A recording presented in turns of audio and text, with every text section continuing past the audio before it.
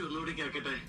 Dining table പൂപ്പരുത്തി മതി, 2000 നിൽക്കും. പൂപ്പരുത്തി അവിടെ ഈട്ടി തന്നെ വേണം. 25,000.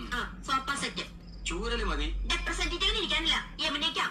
കുഷൻ തന്നെ വേണം, കുതിച്ചു പോകണം. അതിന് കുതിരപ്പുറത്ത് കയറിയ പോലെ. കൂട്ട് 25,000. ബ്രിഡ്ജ് പാല് അതും വേണോ? അവർക്ക് നടന്നു വന്നാ പോലെ. അതല്ലെന്ന് തണുപ്പിക്കുന്ന ഒരു സാധനം ഇല്ലേ? Fridge 9,000. T V black and white പോലെ. കളർ തന്നെ വേണം. 10-20 അടി നീളം വേണം. 10-20 അടി നീളോ? ഇഞ്ചായിരിക്കും.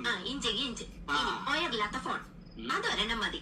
മൊബൈൽ മുംബൈയില് ഒയറില്ലാത്തോണ്ട് വില കുറവായിരിക്കും. അയ്യോ ഇനി മടക്കല്ലേ, ഒടിഞ്ഞു. തൽക്കാലം ഇത്രയൊക്കെ മതി.